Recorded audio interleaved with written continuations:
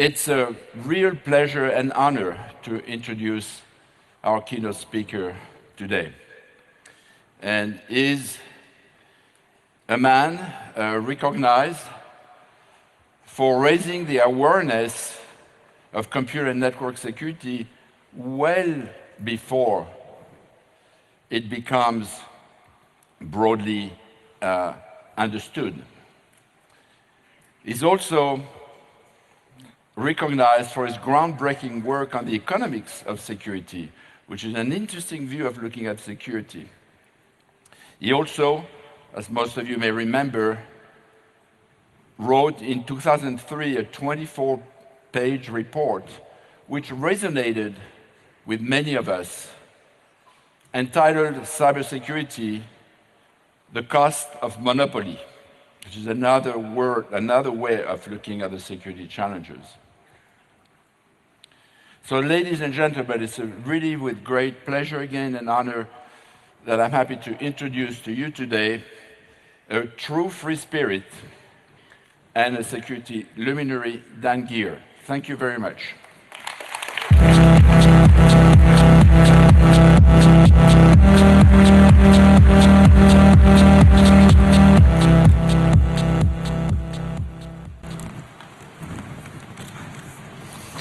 Glasses have become a necessity.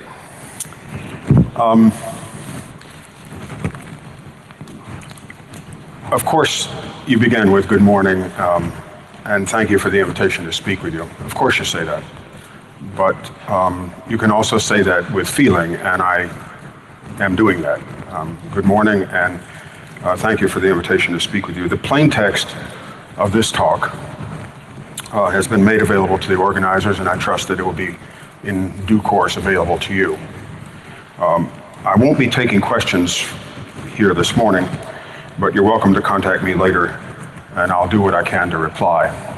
I'm very close to not being able to handle the number of emails and the like that I get. Those of you who know Larry Lessig will know what I mean when I say I'm close to declaring bankruptcy in this regard.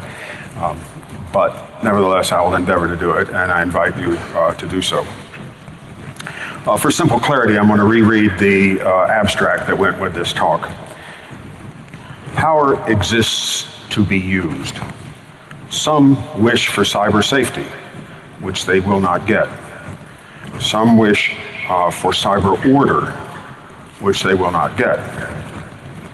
Some have the eye to discern cyber policies that are the least worst thing.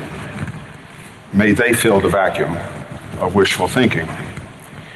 You know, there are three professions that, as far as I know, are tops at beating their practitioners into a state of humility. Farming, weather forecasting, and cybersecurity. I actually practice two of those, and as such, let me assure you that the recommendations that follow are presented in all humility. Humility, let me remind you, does not mean timidity. Rather, it means that when a strongly held opinion or belief is proven wrong, that a humble person changes their mind and acknowledges that they've done so. I expect that my proposals will generate a considerable amount of pushback, and changing my mind may well follow. Though I will say it again later, this speech is me talking on my own behalf. As if it needed saying, cybersecurity is now a riveting concern. Jeff was speaking to that as well. It's a top issue in many venues, more important than this one. By saying that, I don't mean to insult Black Hat. Rather, it is to note that every speaker, every writer, every practitioner in the field of cybersecurity has wished that its topic, and with it us, were taken seriously. They've gotten their wish. Cybersecurity is being taken seriously, which, as you well know, is not the same as being taken usefully, coherently, or lastingly. Whether we're talking about laws like the Digital Millennium Copyright Act, or the Computer Fraud and Abuse Act, or the non-lawmaking, but perhaps even more significant actions that the executive agencies are undertaking, we, and the cybersecurity issue, have never been more at the forefront of policy. And you ain't seen nothing yet. I wish that I could tell you that it is still possible for one person to hold the big picture firmly in their mind's eye, to track everything that is going on in our field, to make few, if any, sins of omission. It is not possible. That phase passed sometime in the last 6 years. I have certainly tried to keep up, but I would be less than candid if I were to say that I know what is going on everywhere. I am not keeping up. Not even keeping up with what is going on in my own country, much less all of them, much less 91. Not only has cybersecurity reached the highest levels of attention, it has spread into nearly every corner of daily life. If area is the product of height and width, then the footprint of cybersecurity has, I believe, surpassed the grasp of any single one of us. The rate of technological change is certainly part of that. When younger people ask my advice on what they should do or study to make a career in cybersecurity, I can only advise specialization. Those of us who were in the game early enough and who have managed to retain an overarching generalist knowledge can't be replaced very easily. Because while absorbing most new information most of the time may have been possible when we began practice, no person starting from scratch can do that now. Serial specialization is all that can be done in any practical way. Just look at the Black Hat program. It will confirm that being really good at any one of the many topics presented here all but requires shutting out the demands of being good at all the rest. Why does that matter? Or does it matter? Speaking for myself, I'm not interested in the advantages or disadvantages of some bit of technology unless I can grasp how it is that that technology works. Whenever I see marketing material that tells me all the good things that adopting this or that technology makes possible, I remember what George Santayana said. Skepticism is the chastity of the intellect, and it is shameful to give it up too soon or to the first comer. I suspect that a majority of you share that skepticism. It is part of what being a good security person is all about. By and large, I can tell what something is good for once I know how it works. Tell me how it works, and then, but only then, tell me why you have chosen to use those particular mechanisms for the things you have chosen to use them for. Part of my feeling stems from a long-held and I believe well-substantiated belief that all cybersecurity technology is dual use. Perhaps dual use is a truism for any and all tools, from the scalpel to the hammer to the gas can. They can be used for good or for ill, but I know that dual use is inherent in cybersecurity tools. If your definition of tool is wide enough, I suggest that the cybersecurity tool set favors offense these days. Chris Inglis, recently retired Deputy Director of the NSA, remarked that if we were to score cybersecurity the way we score soccer, we'd be 20 minutes into the game and the score would be 462 to 456. That is to say, all offense. I will take his comment as confirming at the highest level not only the dual use nature of cybersecurity, but also confirming that offense is where the innovations that only states can afford is going on. Nevertheless, this essay is an outgrowth from, an extension of, that increasing importance of cybersecurity. With the humility of which I spoke, I do not claim that I have the last word. What I do claim is that when we speak about cybersecurity policy, we are no longer engaging in a parlor game. I claim that policy matters are now the most important matters, that once a topic area like cybersecurity becomes interlaced with nearly every aspect of life for nearly everybody, the outcome differential between good policies and bad policies broadens, and the ease of finding answers falls.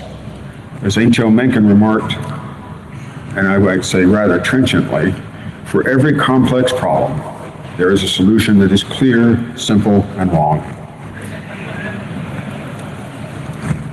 The four verities of government are these. Most important ideas are unappealing. Most appealing ideas are unimportant. Not every problem has a good solution. Every solution comes with side effects. This quartet of verities certainly applies to the interplay between cybersecurity and the affairs of daily living. Over my lifetime, the public expectation of what government can and should do has spectacularly broadened from guaranteeing that you may engage in the pursuit of happiness to guaranteeing happiness in and of itself. The central dynamic internal to government is, and I suspect always has been, that the only way for either the executive or the legislature to control the many subunits of government is by way of how much money they can hand out. Guaranteeing happiness has the same dynamic, that the only tool government really has is to achieve the outcome of everybody happy, or everybody healthy, or everybody safe at all times from things that go bump in the night, is through the dispensing of money. This is true in foreign policy. One can reasonably argue that while the United States' 2007 troop surge in Iraq provided an improvement in safety, the ultimate sacrifice of the troops lost there may not have been as effective as was the much less publicized arrival of C-130s full of $100 bills with which to buy off potential combatants. Why should cybersecurity be any different?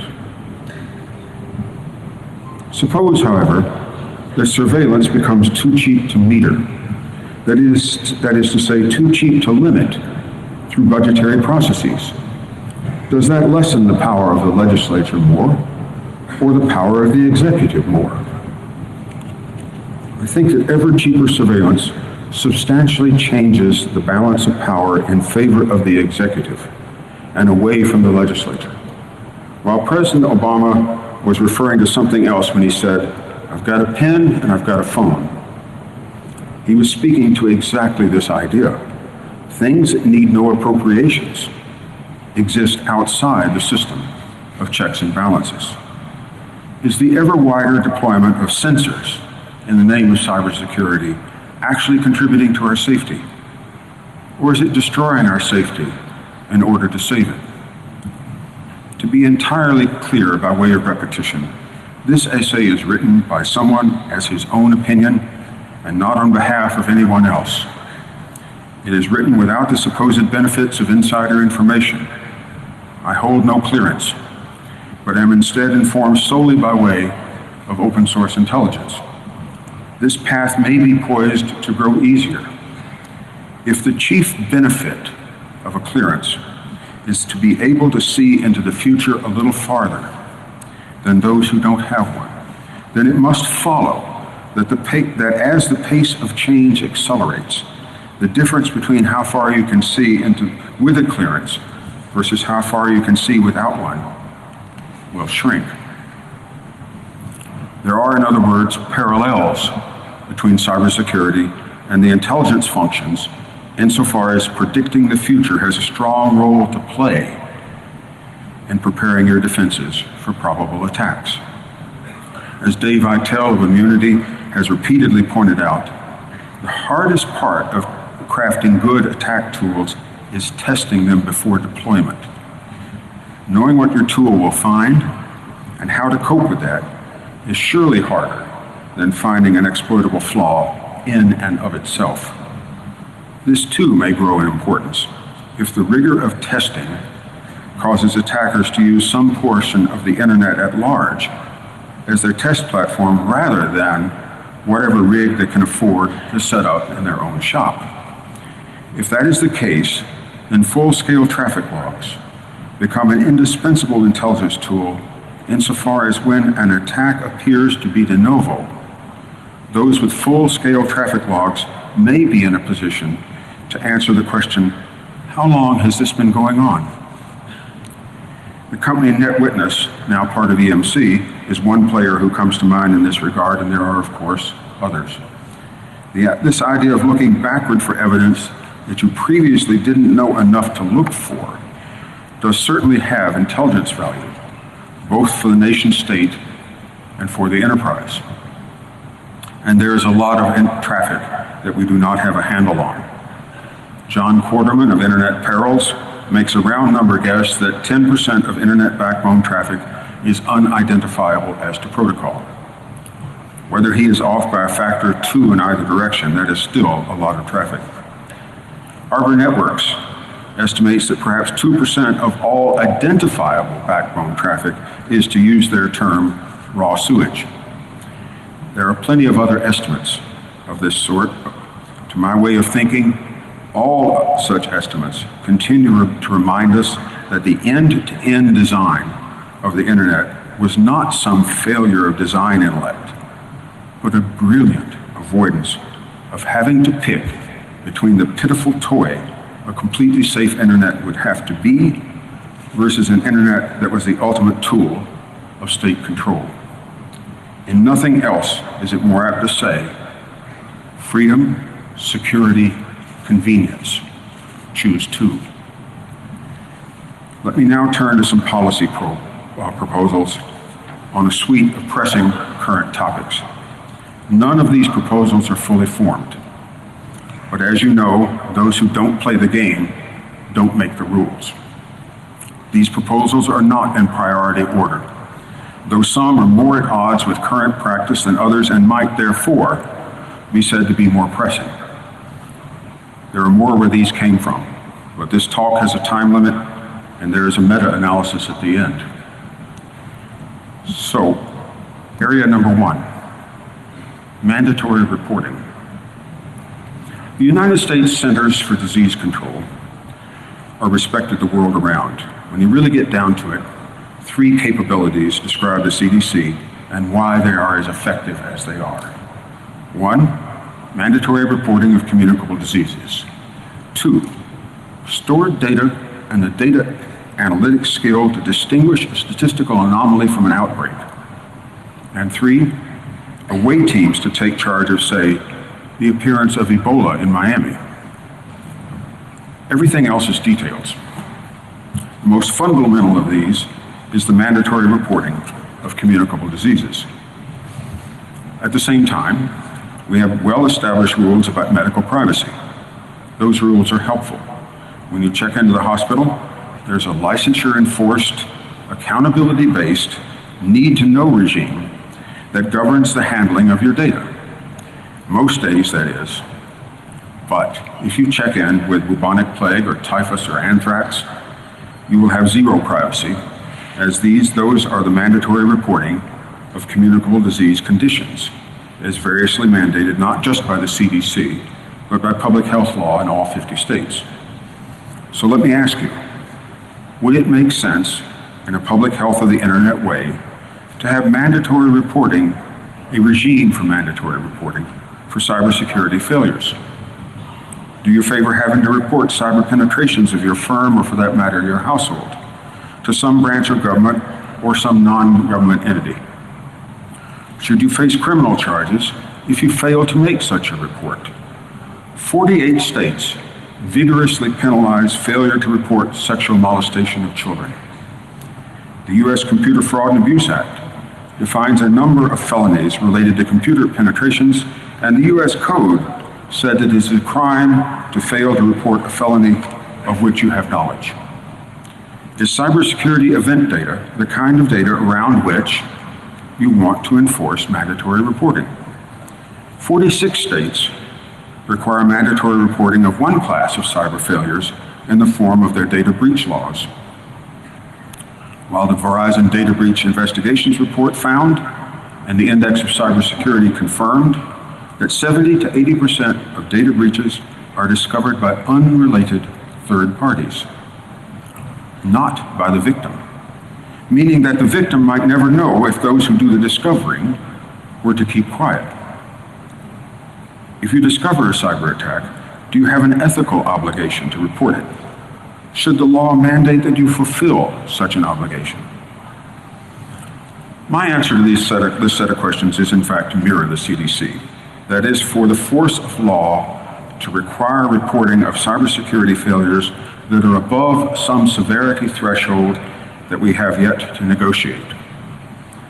below that threshold, I endorse the suggestion made in a piece 2 weeks ago, Surviving on a Diet of Poisoned Fruit, by Richard Danzig, Secretary of the Navy under Jimmy Carter and now a member of the President's Intelligence Advisory Board.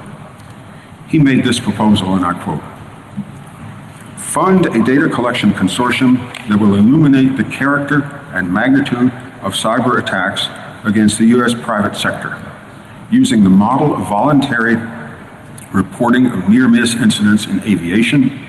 Use this enterprise as well to help develop common terminology and metrics about cybersecurity. While regulatory requirements for aviation accident reporting are firmly established through the National Transportation Safety Board, there are no requirements for reporting the vastly more numerous and often no less informative near misses. Efforts to establish such requirements inevitably generate resistance. Airlines would not welcome more regulation and fear the reputational and perhaps legal consequences of data visibility. Moreover, near accidents are intrinsically more ambiguous than accidents. Nevertheless, an alternative plan was forged in 2007 when MITRE, a government contractor, established the Aviation Safety Information Analysis and Sharing System, ASIAS, receiving near-miss data and providing anonymized safety, benchmarking, and proposed improvement reports to a small number of initially participating airlines and the FAA. End of quotation. Today, 44 airlines are in that program voluntarily. The combination of a mandatory CDC model for above-threshold cyber events and a voluntary ASIAS model for below-threshold events is what I recommend. That leaves a great deal of thinking still to be done. Diseases are treated by professionals. Malware infections are treated by amateurs. Diseases spread within jurisdictions before they go global. Malware is global from the get-go. Diseases have predictable behaviors. Malware comes from sentient opponents, etc. Don't think that this proposal is an easy one or without side effects. Category 2, net neutrality.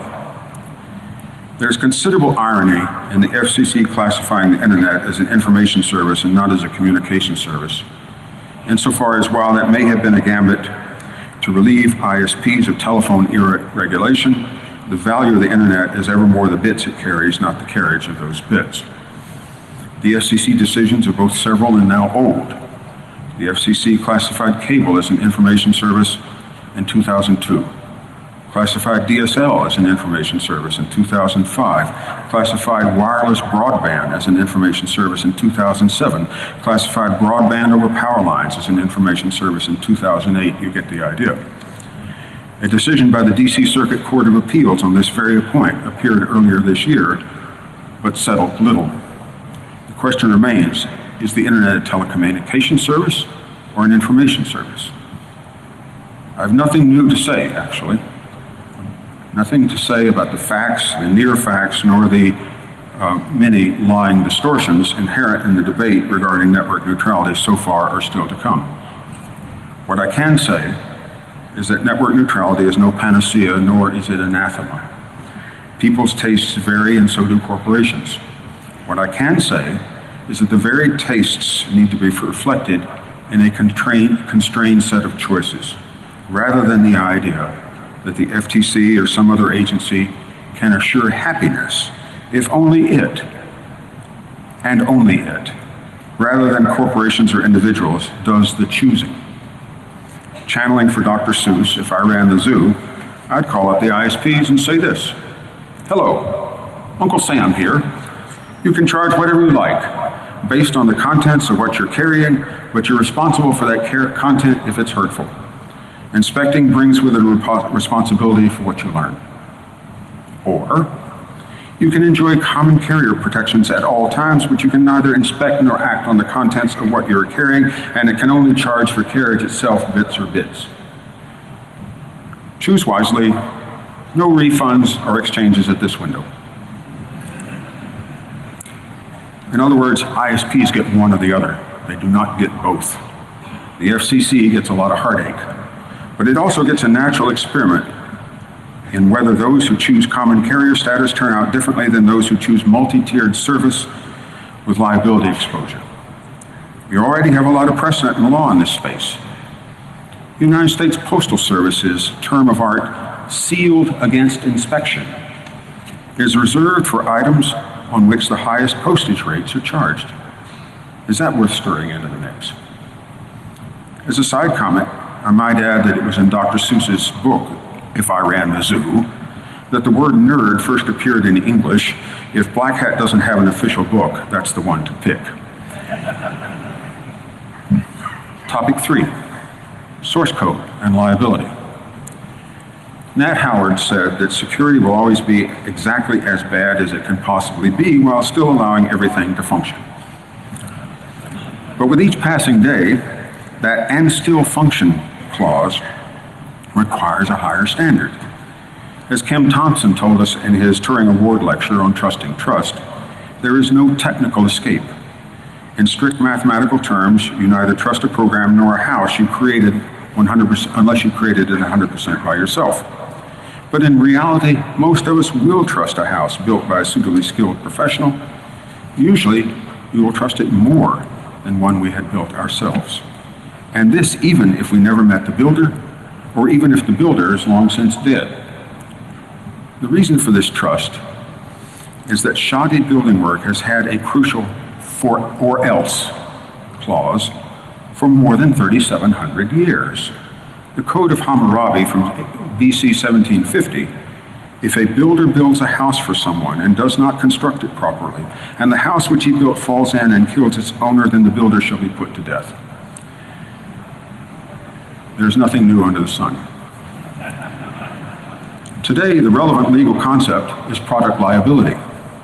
And the fundamental formula is if you make money selling something, then you better do it well, or you will be responsible for the trouble it causes.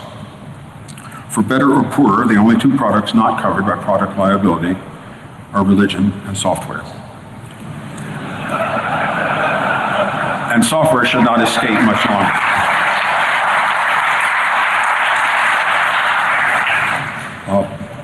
Paul Hainenkamp, you may know as PHP at FreeBSD, and I have a straw man proposal on how software liability regulation could be structured. It goes like this.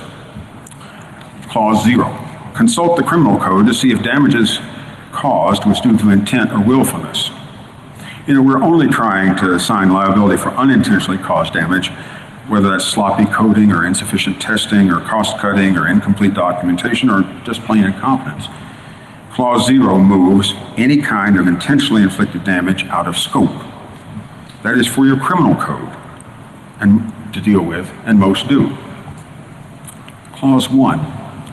If you deliver your software with complete and buildable source and a license that allows disabling any functionality or code the licensee decides, your liability is limited to a refund. Clause 1 is how to avoid liability. Make it possible for your users to inspect and chop out any and all bits of your software they don't want to trust or run. That includes a bill of materials, library ABC came from builder XYZ, so that trust has a basis, paralleling why there are ingredient lists on processed foods. The word disabling is chosen very carefully. You do not need to give permission to change or modify how the program works, only to disable the parts of it that the licensee does not want to trust. Liability is limited, even if the licensee never actually looks at the source code. As long as he has received it, you, the maker, are off the hook. All your other copyrights are still yours to control, and your license can contain any language and restriction you care for, leaving the situation unchanged with respect to hardware locking, confidentiality, secrets, software policy, software privacy, magic numbers, and so forth. Free and open source software is obviously covered by this clause, which leaves its situation unchanged. Clause 2. You are liable for whatever damage your software causes when it is used normally in any other case. If you do not want to accept the information sharing in Clause 1, you are not doing it intentionally, as in Clause 0, then you fall under Clause 2 and must live with normal product liability, just like manufacturers of cars, blenders, chainsaws, and hot coffee. How dire are the consequences and what constitutes used normally is for your legislature and your courts to decide. But let us put up yet another straw man example. A salesperson from one of your longtime vendors visits and delivers new product documentation on a USB key. You plug that into your computer and you copy the files. That is what use normally means.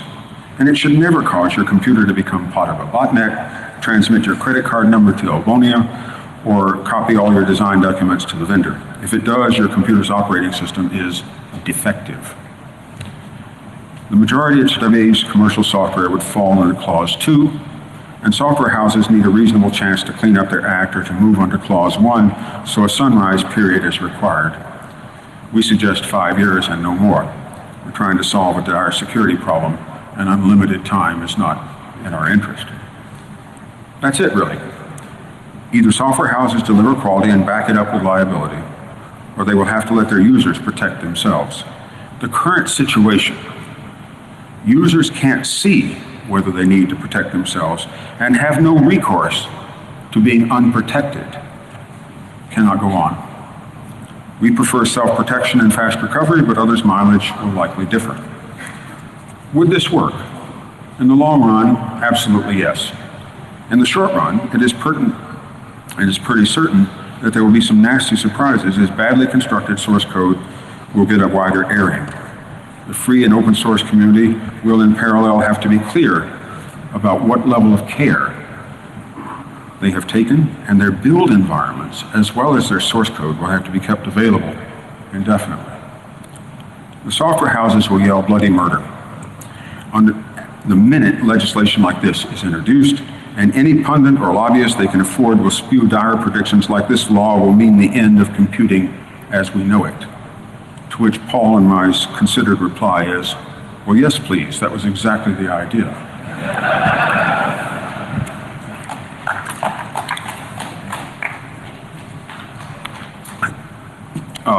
Number 4, strike back. I suspect that a fair number of you have, in fact, struck back at some attacker somewhere, or at least done the targeting research, even if you didn't pull the trigger. I trust many of you to identify targets carefully enough to minimize collateral damage. But what we are talking about here is the cyber equivalent of the smart bomb. As I implied earlier, cyber smart bombs are what national laboratories of several countries are furiously working on. In that sense, you do know what is happening behind the curtain, and you do know how hard targeting really is because you know how hard attribution, real attribution, really is. The issue is shared infrastructure, and that issue is not going away. There are some entities that can operate globally and strike back effectively. Microsoft and the FBI teaming up over the game over Zeus Trojan, for example, but that is expensive therapy and in limited supply. Smaller entities cannot do this. In fact, I would suggest that all smaller entities can do is put their effort into fast recovery. So I dismiss strike back as much as I would like to do it myself. Number 5, resiliency. There's been a lot of talk about what to do when failure is unacceptable and yet inevitable. Heretofore, almost anything that has come to be seen as essential to the public gets some sort of performance standard imposed on it. Electricity and water, say. But let's talk about software. For one example, a commonly voiced desire for cryptographic programs is algorithmic agility, the ability to swap from one algorithm to another if the first one becomes unsafe. The security benefit of such a swap is not what you can turn on, but what you can turn off. For that to be possible, the second algorithm has to be in place already. And there has to be a way to choose amongst them. One might argue that implementing algorithm agility actually means a single, more complex algorithm. Or maybe what you want is 2 algorithms where you always use both, such as encrypting by one algorithm and then super encrypting by another, so that if either one fails, it doesn't matter. I say all that just to demonstrate that it is not always simple to have a pre-deployed fallback should something break. The design willpower alone is not enough. So perhaps mandating pre-deployed fallbacks is a bad idea altogether. Perhaps what is needed is a way to reach out and upgrade the endpoints when the time of necessity comes. Real soon now, though, it's embedded systems that will be the most numerous. And I've written about this elsewhere, so I'll just give you the punchline. Embedded systems either need a remote management interface or they need to have a finite lifetime. They cannot be immortal and unfixable, because to do so is to guarantee that if they live long enough, something bad will happen. If you live long enough, as my wife, who's a behavioral neuroscientist, says, if you live long enough, you'll begin becoming demented. If a piece of software lives long enough, it will be taken over. So embedded systems either have to have a remote management interface or they have to have a finite lifetime. I'm going to skip over something here in the interest of time. But for those of you who are attending DEF CON, I believe there's an event at DEF CON which actually talks about this, which is the So Hopelessly Broken session talking about home-based routers, which exhibit this problem exactly. 4 and 5-year-old Linux kernels for which CVE has any number of ways to take them over remotely.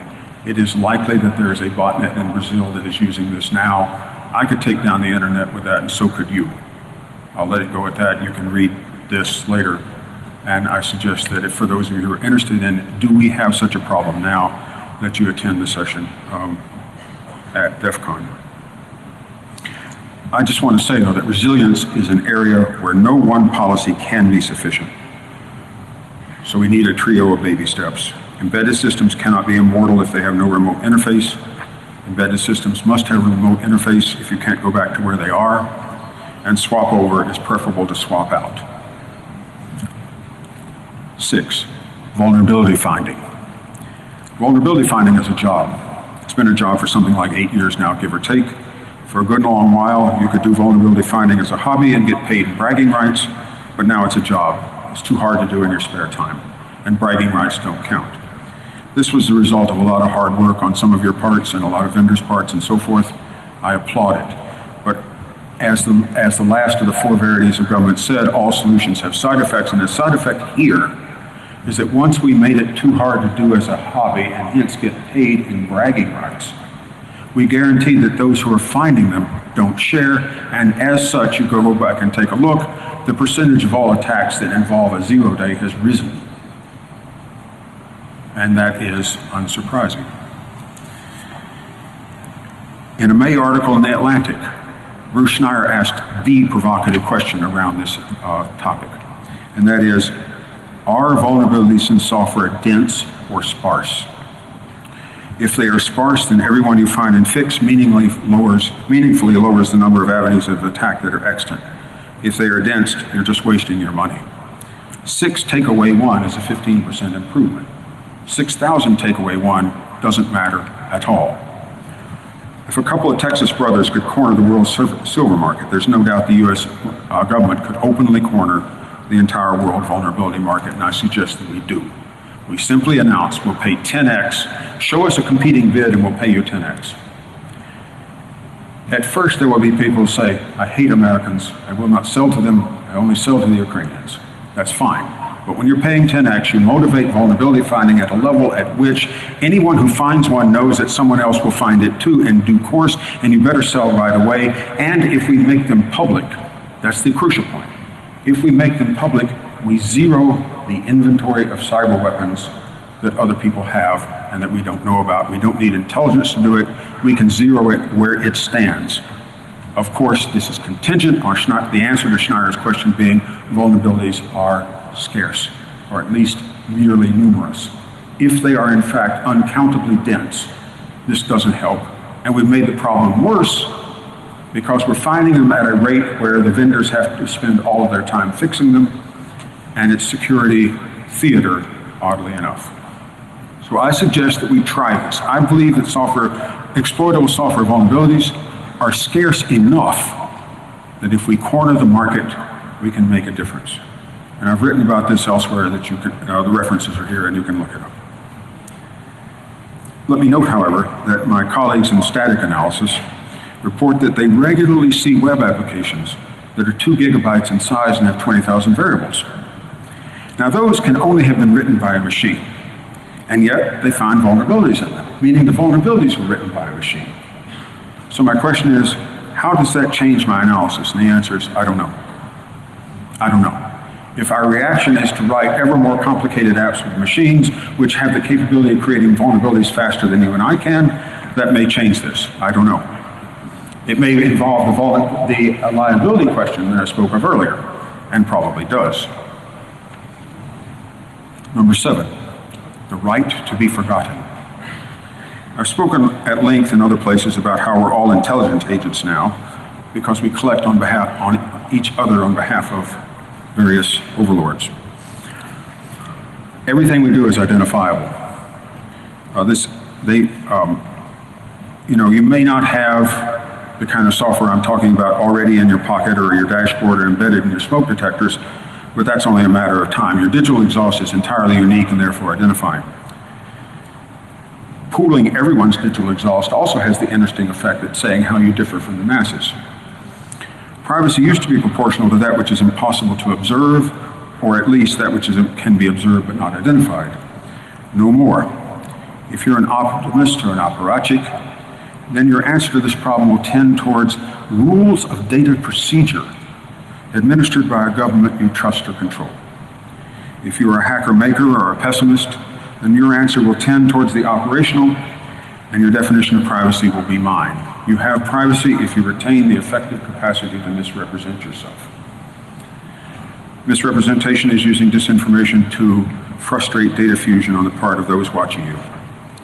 Some of it may be low-tech, such as misrepresenting by paying your therapist in cash under an assumed name, arming yourself not at Walmart but in living rooms, swapping affinity cards at random with like-minded folks, keeping an inventory of misconfigured web servers to proxy through, putting a motor generator between yourself and the smart grid, using Tor for no reason at all, hiding in plain sight when there's no one else to hide, not having one digital identity that you burnish, cherish, and protect, but as many as you can handle. In short, your fused identity is not a question unless you make it one. Lest you think this is a problem for the random paranoid individual, let me tell you that in the big I intelligence trade, crafting good cover is getting harder and harder, and for the exact same reasons. Misrepresentation is getting harder and harder. If I was running field operations, I would not try to fabricate a complete digital identity. I would just, shall we say, borrow the identity of someone with the characteristics that I wanted. Look up the National Strategy for Trusted Identities in Cyberspace if you want to see where this is likely to go. So after a good bit of waffling, and I admit having waffled for a long time about this, I conclude that a unitary, unfakeable digital identity is no bargain, and I don't want one. I want to choose whether to misrepresent myself. I may rarely use it, but it is my right to do so. If that right vanishes into the panopticon, I have lost something and, in my view, gained next to nothing. In that regard, and acknowledging that it is a baby step, I include that the European Union's right to be forgotten is both appropriate and advantageous and does not go far enough. Being forgotten is consistent with moving to a new town to start over, to changing your name, to a definition of privacy that turns on whether you do or do not have the effective capacity to misrepresent yourself. I will remind you that this is routinely granted to some individuals, such as those who've helped the government and end up in witness protection. A right to be forgotten is the only check on the tidal wave of observability that a ubiquitous sensor fabric is birthing as we speak. Observability that changes the very quality of what the phrase "in public" means. Entities that block deep linking to their web resources are neutralizing indexability. Governments of all stripe are irretrievably balkanizing the internet to the same mechanism. The only democratizing brake on this runaway train is for individuals to be able, in their own small way, to do the same as other entities. I find it notably ironic that the Guardian newspaper, which championed Edward Snowden's revelations about privacy laws, has, however, editorialized that no one has the right to be forgotten. Au contraire, mesdames et messieurs, they most assuredly do. Number 8, internet voting, which I will dismiss for this audience. Fair enough?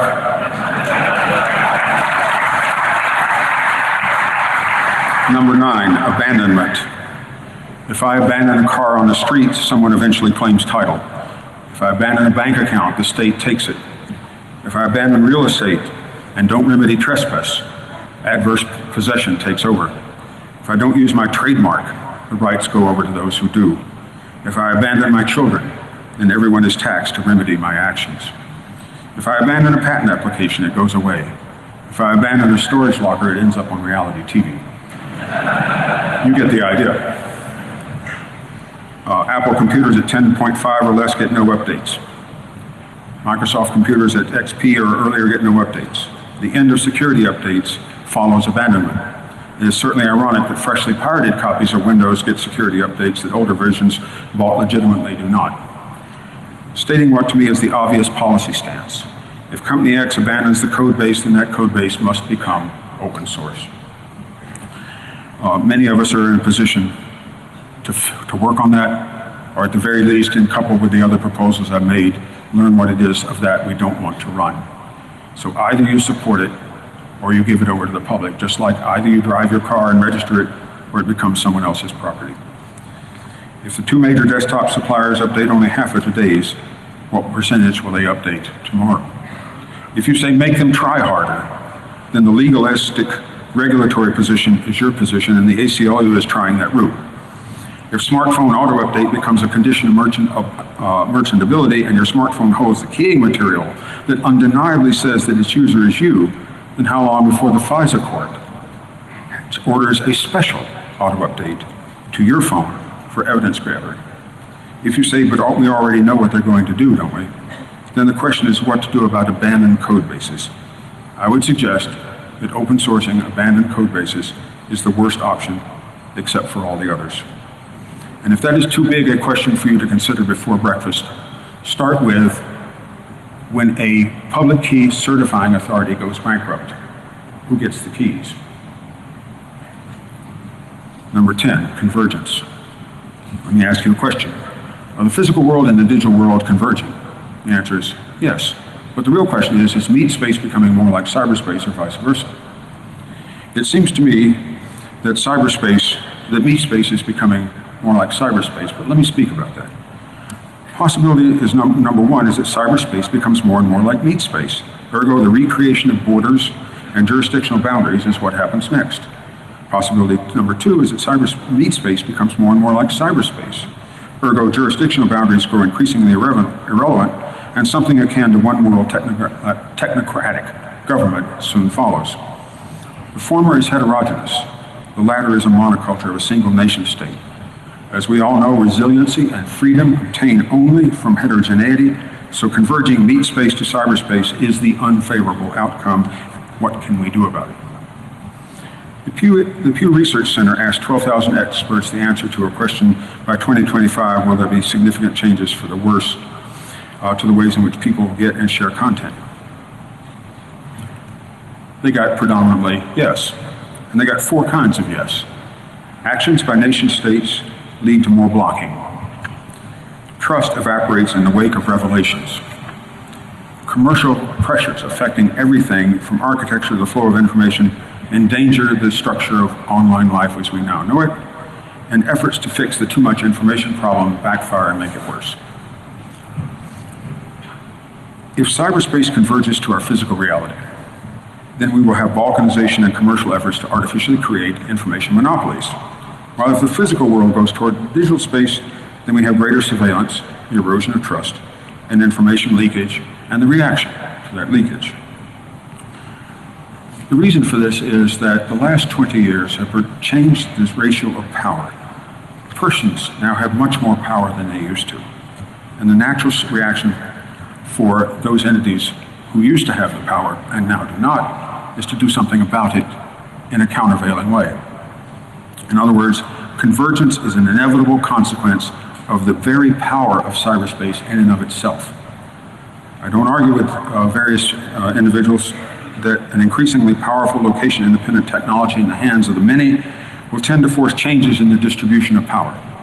In fact, that is the central theme of this essay, that the power that is growing in the net will soon surpass the ability of our existing institutions to modify it in any meaningful way, so either the net must be broken into manageable chunks, or the net becomes government.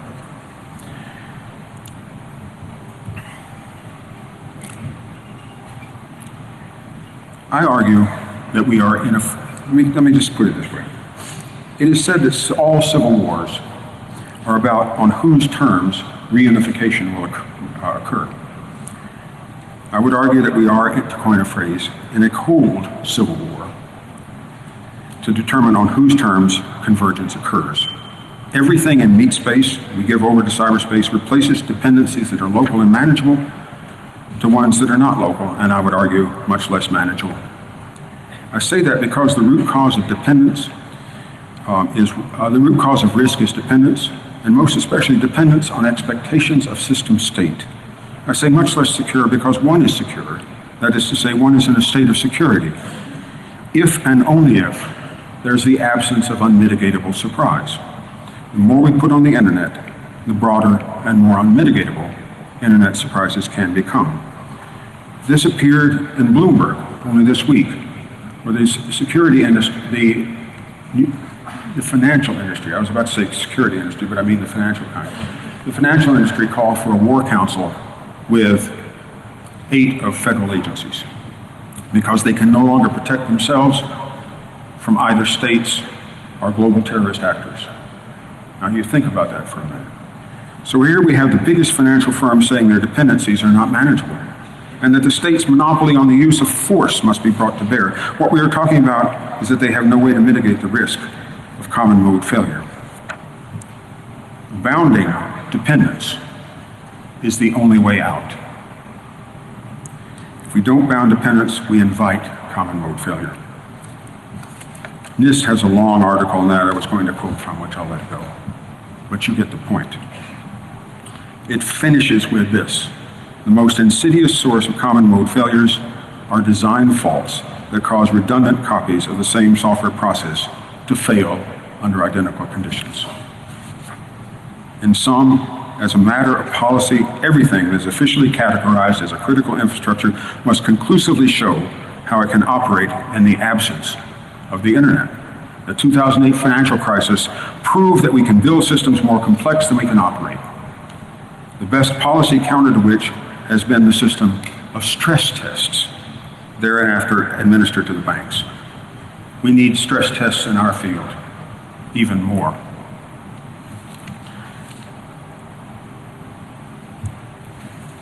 There's a lot to say. You never know when to quit. The problem with this is it comes from the complexity, and I will close here. It comes from the very complexity that Jeff spoke of and that all of you know. I've long preferred to hire security people who are more than anything else sadder but wiser. They and only they know what comes, but why most of what commercially succeeds only so long as attackers don't give it their attention. While what commercially fails is not because it didn't work, but because it wasn't easy or sexy or cheap enough. Those are not rose-colored glasses. Those are glasses spattered with Realpolitik. Sadder but wiser, however, hires, however, come only from people who've experienced private tragedies no one has experienced at the scale we're now talking about. There are no people who are sadder but wiser about what happens when you connect everything to everything. Until such people are available, I will busy myself with reducing my dependence on, and thus my risk exposure to, the digital world, even though that will be mistaken for curmudgeonly nostalgia. Call that misrepresentation, if you like. There's never enough time. Thank you for yours.